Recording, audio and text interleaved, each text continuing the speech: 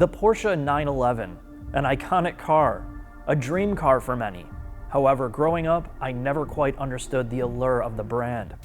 Until I drove the 991 GT3. And with the release of the next generation car, it was the perfect opportunity for me to dig deep into how it was made and the people behind it.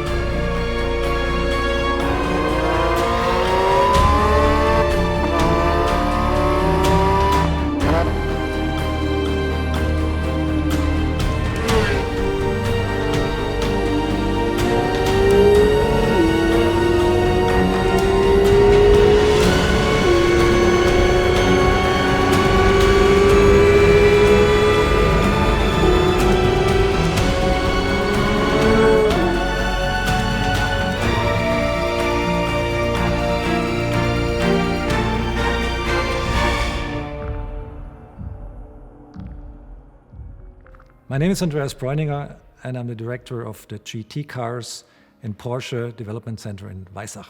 The GT3 exists because in the era of the 996 Carrera, we needed a race car to homologate.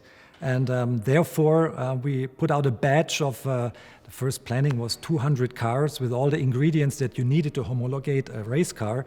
And the internal project was dubbed GT3. So that was the beginning. In the meantime, GT3 has become its own brand, its own myth, and no longer stands for the race class. If you ask people on the street, 99% will answer GT3, that's a Porsche car. And it has created a niche of its own and is very, very close to the core of the brand, to motorsport. It's very close to the core of what a 911 is. It's a distilled essence of all the virtues a 911 stands for. I would say if somebody is new to cars and asked me what is a GT3, I would say it's a car that you wear rather than you drive it. It's like your favorite pair of jeans that you just want to wear every day. It's a car that's very emotional. It's a car that more feels like a companion than a machine that you operate. And it's a car that still talks to you, and there's a lot of communication going on between man and machine, and that's so entertaining. I would say a GT3 is one of the most, if not the most, entertaining car out there at the moment.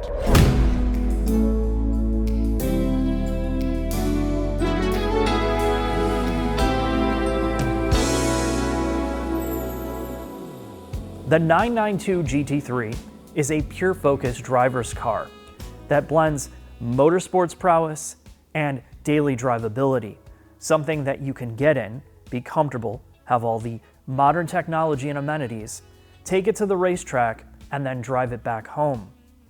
But unlike many manufacturers that throw around the term motorsports as a marketing buzzword, Porsche developed this car to be street and race capable. Now, the complication of making a dual-purpose car like this is not only complicated, it's costly. So my name and title is Frank-Steffen Walliser. I'm the Senior Vice President for the model lines 911 and 718. The difference in companies that have only street cars or only race cars to the one with Porsche, with our model, with the 911, is from my perspective very, very huge. When we started the 911 in 1963, it was immediately clear that we can also and will race this car. All the experience we gain from racing comes one-to-one to the street cars. And so it developed step by step, making a race car, improving it, learning something, and then improve again the street car, bringing all this racing technology back to the street car. And this goes over decades now with the 911, so that the final result really carries more than 50 years of racing experience in its genes. And especially if I look to a GT car, like a GT3, you can really find everything about racing in this car. The cup car and the street car, they normally walk, let me say, in parallel. But the fact is, as street car development is so much more complicated than race car development, as you have to fulfill homologation, you have way longer processes, and for sure, if you want to produce a higher number of cars per day, tooling and quality processes and everything what is behind that takes more time. So in fact, we start with the street car. So the GT3 is always first and then follows the cup car. And when we do the concept for the street car, we have always the cup car in mind. So all our technical decisions are always linked and related to the cup car, and then starts the cup car development that takes around 18 months. So that's approximately half of the time than it takes to make the street car. And finally, they end up at the same, let me say, starting line as they come to the market very, very close. The mechanical portion of the 992 GT3, typically this level of engineering information is reserved for the European market. Us Americans aren't known for kind of regurgitating this level of technical information, Jack. And really, this car, it's been out for a while now, and you've seen a lot of videos talking about how it's fast, how the engine revs at 9,000 RPM, and how it has a big wing. But we want to take a different approach. We really want to celebrate what makes this car special, and it's the level of detail that goes into the engineering of this car. The engineering is what makes a GT3 a GT3. But the engineering is also what makes cars lifeless and boring when it goes too far. And what makes the GT3 special, as we've started to learn, for someone that is not a Porsche person like myself, I have a high level of interest in this car because it is different. It does create some feeling, some soul to the driving experience that modern supercars, modern German cars are starting to strip out this part. And this part here, and this part here, and the GT3 brings some of that back, and there's a lot of work that goes into that, Jack. So Mark, let's talk about the nuts and bolts of this car, starting with the body structure. It's still on MMB, which is the modular platform that Porsche uses for both the 992, 911, and the 718 Cayman and Boxster.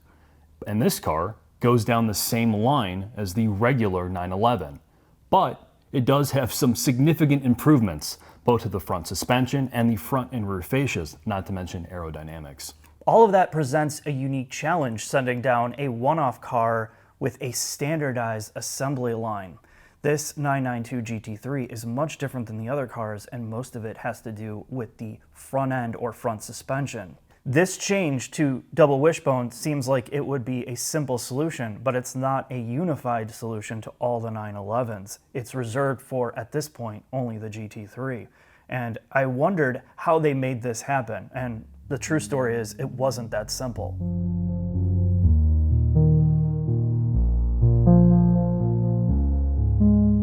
The GT3 is featuring for the very first time of a 911 double wishbone suspension in the front. People are asking often, what, this was complicated timing-wise, is it expensive? How did you manage it to have such a big change in the layout of the car?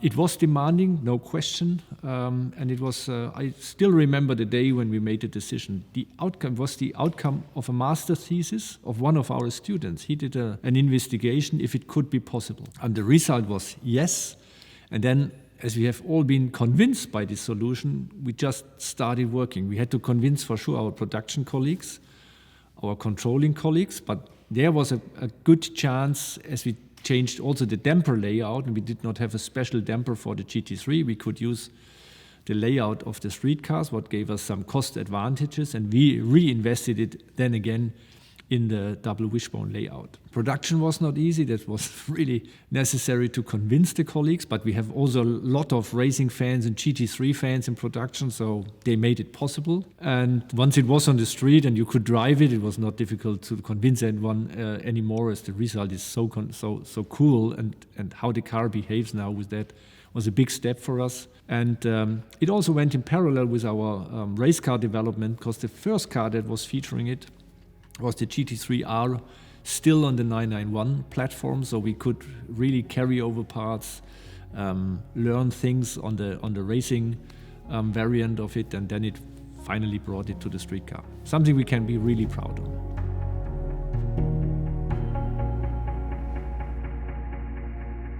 So they figured out how to get this down the same line with essentially having a completely different front end and suspension.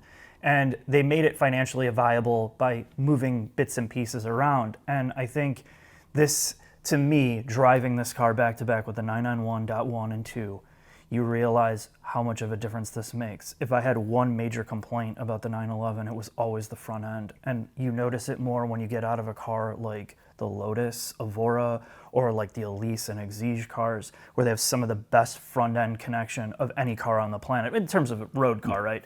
So there's always kind of this little bit of bobbliness to the front end on the strut cars, even the GT3s. And any complaint that I had about that is entirely gone here.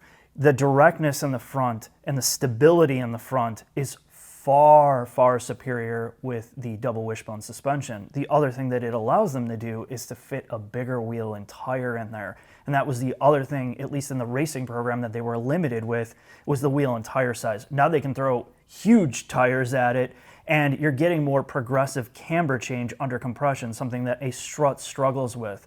The entire adjustability is easier. This is just how you would want a motorsports track day car set up. So just like the prior generation car, these cars are fully height adjustable, which means you can do a real corner balance day one on this vehicle. Because they are a double wishbone car, they could add almost 50% more spring rate to this vehicle. So even though it is a stiffer spring, it doesn't necessarily compromise the ride of the car, and it still maintains the added benefit of better body control with a higher spring rate. Then you get to other components such as the braking system, Jack, and this is where there was a fairly large change as well.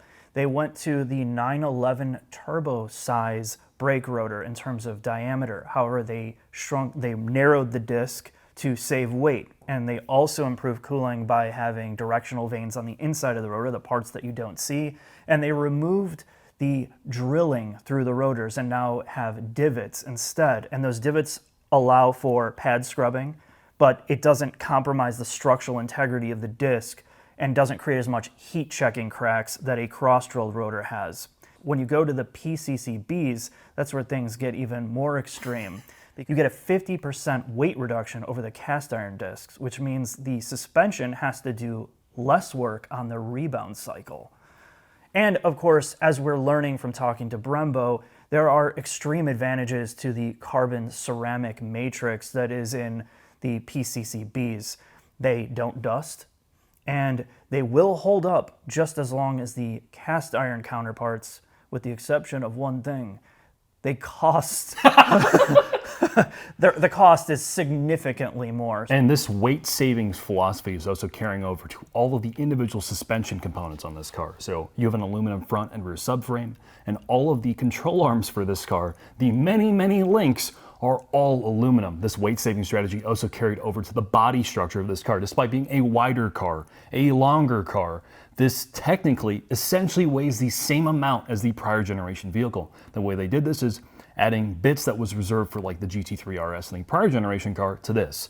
So you have a carbon hood, you have an optional carbon roof, you have lightweight glass, you have a lightweight battery, you have a reduction of mass to the front and rear fascia of this car, and other clever lightweight techniques found throughout this vehicle.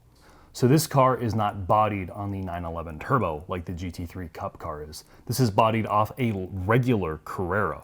However, the front and rear fascias are entirely unique, and they prioritize airflow, both airflow to the cooling system of this car and aerodynamics. When you look at this car, you have a swan neck rear wing, which is fully adjustable. So when you compare the airflow or aerodynamic properties of this car versus the prior generation 991.2 GT3, in its standard angle of attack, or its regular mode, it produces 50% more downforce with minimal increase of drag. And when you put this in the full race mode, it adds 150% more downforce. So what does that translate to? Well, it means when you're on the track and you're really going flat out in this car, the aerodynamic properties balance out the mechanical grip available from the tires and the suspension. When you go into a corner, like we did at Road Atlanta, you can feel the car set on its tires and suspension. Then you can feel the air literally push the car into the ground. And this is something that you're going to notice when you're driving flat out. This is not going to translate well to any type of street driving. Unless you're late for work. Yeah, unless you're late for work. A normal person's not going to do it. But if you go to a regular Carrera back-to-back with a GT3 and you get in a high-speed segment like we did at Road Atlanta where you're going 140 miles an hour, you know, when that car starts to move and set, you start to feel a little bit of lift on the traditional car. And with this, you're having that extra force. It gives you the confidence. You feel the back end hunker down, and it's about keeping the car glued to the ground and stable at high speeds. That's really what this is, and balanced, of course. So Mark, let's talk about the rear of the 992 GT3. It's a multi-link rear end, much like the front of this vehicle. All the suspension components are forged. It primarily uses ball joint style rear suspension links, but this car, unlike like a 992 Turbo, does not have PDCC. This has regular sway bars. They're not active. However, the sway bars are adjustable. This car, though, does have rear steer. What rear steer allows them to accomplish with these cars is better initial turn-in at low speeds and better high-end stability. And the other part is, it's when you look at the steering angle of the car, it allows them to design a special curve into it with the electronic tuning. So you don't have to rely on like a multi-ratio rack or tricks with the front rack to make the car feel natural. They can work with the back. And it's all the engineering design to make it feel natural and seamless to the driving experience. The other part of the sway bar story is you can't, if you're a track day person or you're running this car hard with the electronic adjustable sway bar, there's no manual tuning of that. You can't just pick, oh, okay, I want this bar harder all the time. You lose the progressive nature of just having a physically attached bar. So they allow you the 3 adjustments to fine tune if you want the car to have a little bit more oversteer or understeer depending on the situation. Yeah, it's about your driver preference. And again, that's the philosophy about this car. It's taking a holistic approach to suspension design and suspension involvement or driver involvement to make you a faster driver. This is a car where if you are not the most experienced driver in the world, you can get really comfortable with rather quickly, at least compared to some of the really other fast cars. And this car can run an under 7-minute ring time, which is mind-blowingly fast, and they did not take a brute force approach to this vehicle. This car doesn't have 1,000 horsepower. It still has 500-ish horsepower, and it's relying on mechanical grip, aero grip, and driver confidence allow you to accomplish those ring times. And you're also talking about a car, and I think people get lost in this entire debate about horsepower because cars are going to continue to add more and more horsepower to almost unsafe levels. And then to give that marketing number, you're also adding on 100 different electronic systems to keep people safe. So you're giving the ultimate power, but then you're taking the driver element out of that. And this car somewhat finds the balance. And when you hear 500 horsepower and you see this car, you hear GT, you hear race car, you think, this is not going to be approachable for me. And what you need to understand is it's not just the horsepower number, it's also that torque number, where that torque number is achieved. That torque is all up top. It's more at the top end, even though they've lowered the torque over the 991.2 engine. It's extraordinarily easy to manage the power. You know, you like going sideways. A lot of these cars, it's like as soon as you hit the throttle, the car's going sideways. Yeah, you look at an M3 because all the torque's down low. Yes. All it does is upset the car That's all the time. not the way this car is. So you're not fighting against it. You're working with it. And that's the beauty of a car like this. That's the beauty of a naturally aspirated engine. It gives the car more balance. And while it may not have that wow factor of like just obliterating the tires off the line or putting your brains into the headrest, it's, again, like you said, that holistic approach, and that's what this car does extraordinarily well.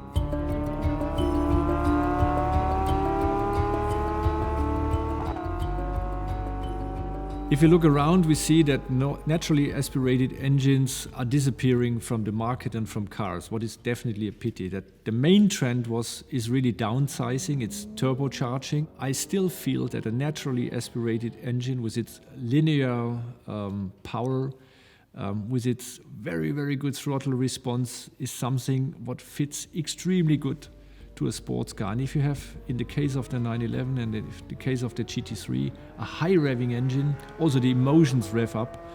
And I think it's so important to keep this kind of engine alive and to bring it to the future. But we also see regulations doesn't make it easier, and it was a huge effort for the engineers to keep the engine, to find ways to fulfill all the regulations we have worldwide.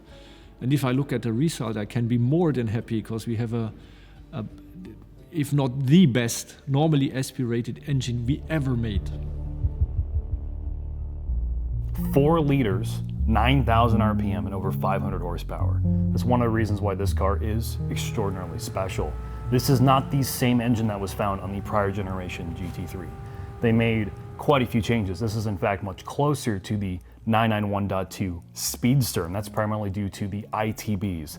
This car has independent throttle bodies. So having those individual throttle bodies gives them also insane throttle response. It gives you that instant revability, something like we talk about on supercars when we joke around, or not even joke around about, like how the LFA sounds amazing or the Carrera GT. Those things just rev instantly, and this car is identical in that manner. And the other part is the sound of it. The other thing that Porsche does creatively is the use of a vacuum-assisted flap that pumps in the induction noise from the engine through chambers into the cabin. You're saying they don't play through the speakers? They do not play it through the speakers. So what it does is it's able to control the resonances, that harmonic sound. It just, when you drive it, you understand why this is so special. Yes, the fact that this does not have forced induction is one of the reasons why this car is tremendous. So versus the 991.2 Speedster, the 4-liter that was in this car, they revised the oiling system, they made it lighter. They lightweighted they reduced the mass of the internals, and they changed the way the motor mounts work. So the motor mounts are now lighter and directly on the motor itself. The other thing is versus the prior generation GT3, the exhaust system is lighter. What you're getting from this generation of engine is the ultimate in smoothness. It's almost surprising at how smooth it is. You think it'd be just kind of raspy. You think of a GT350, the Ford GT350, you know, high revving, flat plane crank, and that thing is like, feels like it's coming apart. There's so much vibration there when it's revving out to the top, and you expect some of that here, and there is none of it. It is just completely linear and smooth. Feels like it's not fueled by gas. Yeah, it feels like it could rev another like 10,000 RPMs. That's how smooth it is. So again, this car, there's all these little pieces add up to that special experience.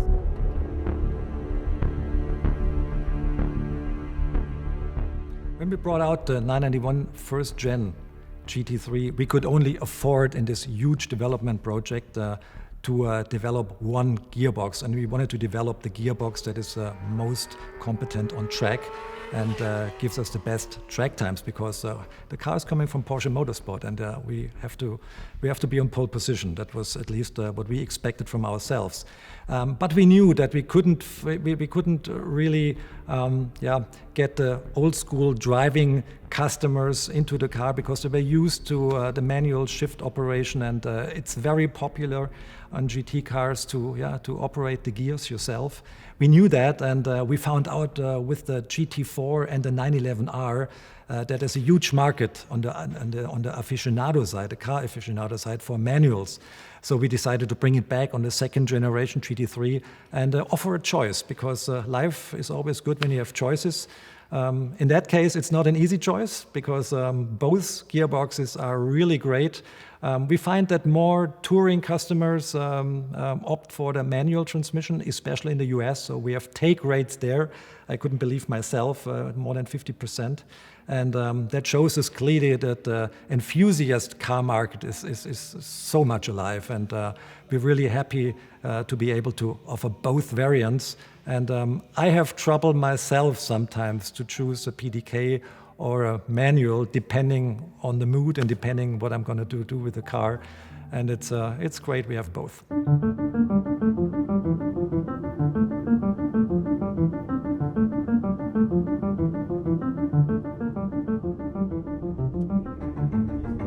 Just come on up. Jack, finally, the 992 on the street.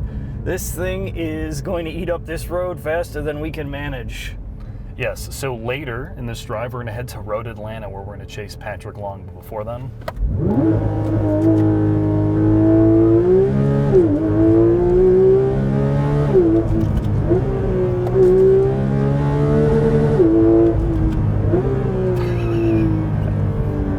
wow.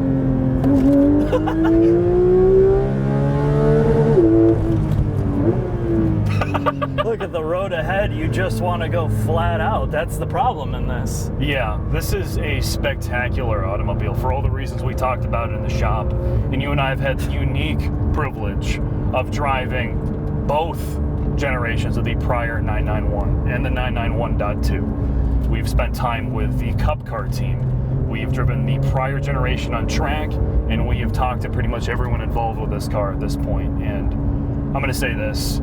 If you love driving and you love cars, there is little better than this on the planet. It is a incredibly special car that we sound like a broken record on this channel, but this is all going away. We're all going EV, and the fact that you can get a car that goes at 9,000 RPM, has a motorsports team behind it or a development program around it, and it's as special looking and as sounding as this, you can't ask for a lot. This is peak of this generation in our era. So when we're 20 years older and, you know, it's 2030 and people are like, oh, what's the classic cars of, you know, this era? They're going to point to this. They're going to point to it for the engine. They're going to point to it for the transmission, the gearbox, the way that it is set up and rides. And I think because we're on the street, Jack, we need to talk about the things that are different from the regular 911 to the GT3 on the road. And the first thing I noticed is, one, the front end, because the double wishbone is on here, the front end loads up more. It's not like a Lotus, but it's more direct and more darty than the regular 911. There's more steering input required to get it to kind of stay on its intended course. It tram lines more, but the side effect is it turns in way quicker.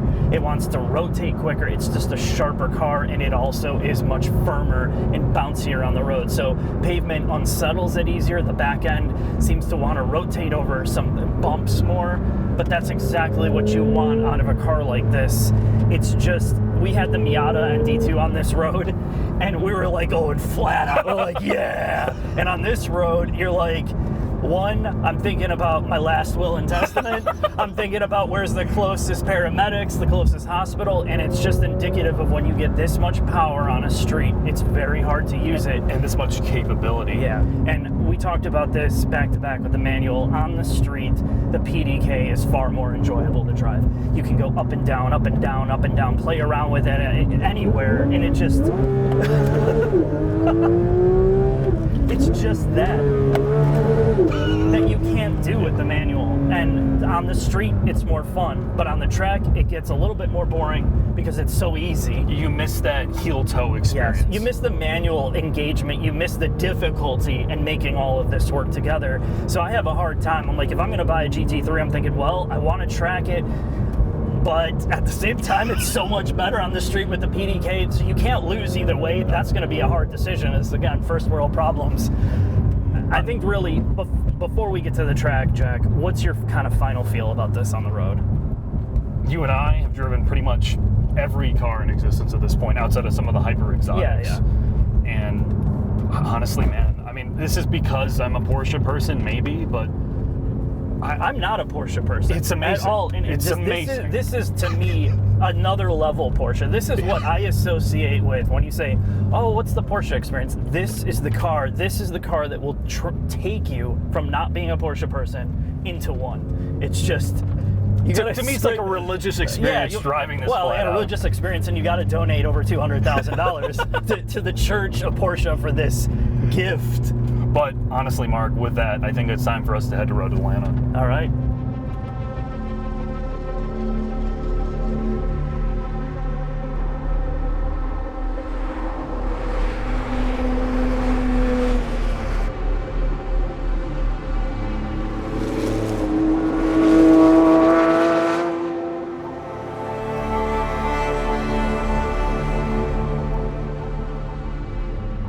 So Mark, we're setting off here at Road Atlanta behind Patrick Long in a 992 911 GT3. This is a PDK equipped car, and this is about as special as a driving experience as I could possibly ask for. So in this video, I'm gonna walk, or at least attempt to walk through the viewers, what this thing is like to drive, and then how this compares to the prior generation 991 GT3. Absolutely, Jack. I think one of the things that is important to note is there's some pretty big changes to this car, and I know that some people are going to question these changes, but most of them are derived from true motorsports applications. So it is the type of changes that you like to see on cars these days, not something that's just, oh, we put it on a new body kit and, you know, the basics that we typically see from manufacturers. The big talking point, Mark, other than the ITBs and the 4-liter with this tremendous PDK, is the double wishbone front suspension. So as Patrick Long talked to in our interview with him, it fundamentally changes the way the front end feels in this car. Do you want to walk through from your perspective how that is? Yeah, I think the part is, when I drove the GT3 RS, the 991.2, the one thing with those cars is at the limit, you start to notice the front end likes to wash out a little bit when you come into hard braking into tight corners. So we're coming up on this. In the previous car, you'd brake, and you'd have this little bit of understeer that you'd have to like manage, and then you could get back on the power right away, but it was a little bit more tricky. With the double wishbone in this car, I feel like the front end loads up wonderfully, and then you don't have the understeer, or at least I don't feel the understeer that I did in the previous generation car. It just has a massive amount of grip in the front, and that gives me a way more confidence to drive this thing fast. Do you feel the extra aerodynamics from the front and rear of this vehicle, particularly with the swan neck? Yeah, I think the Aero part is also big here, especially at the higher speeds. You can push this car and you can lean on it, and you know, obviously we're on these Cup 2R tires, so they're .R compounds, so you have that. But with the Aero, you can carry speeds in this through these high speed sections that you wouldn't be able to do in most sports cars. You can tell just the way this car both rotates when it's exiting a corner and how nimble it is on corner entry, that there is just a tremendous amount of mechanical grip, both from the Aero, the tires, and again, the suspension kinematics. This car loads up in a way I have not felt in another street car. No, it's very rare, Jack, very rare. And you're about to demonstrate something. About the other 80% of why you would buy one of these is this 4-liter. 90% of the reason why I would buy this car is the engine, as you can see now.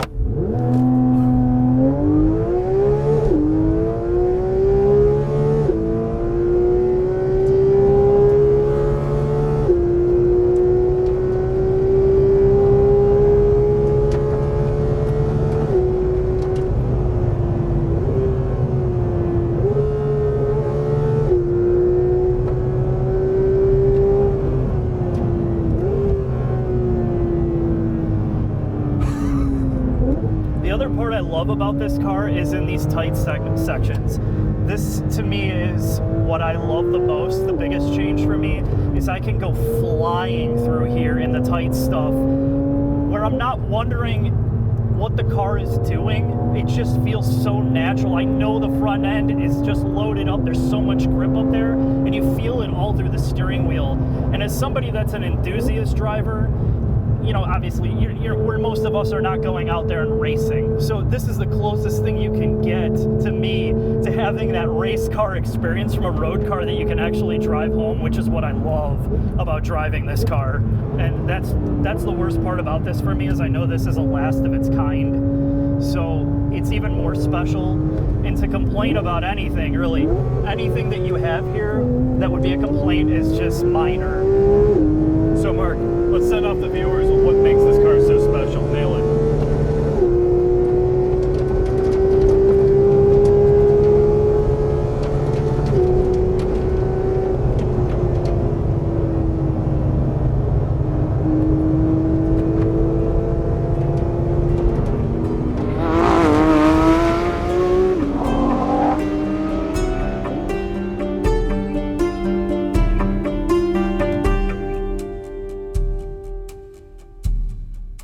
Well, after almost 20 years on the job, I learned a lot, made a lot of experience, but my guideline always was a little bit like Frank Sinatra, my way, do it your way, I did it my way. And it's good to follow your own way, to trust in yourself, not to be a copy, be an original. There's enough copies out there, and that goes for all my team members as well. Many of them, most of them, are with me for more than a decade or even more, and we always stay true to our original idea we had for the GT3. And I think with the 992 GT3 and the touring package and the whole program, of GT cars. You can see we still are going our own way. The car is as alive and as new and as special as ever, and that's something we're very proud of.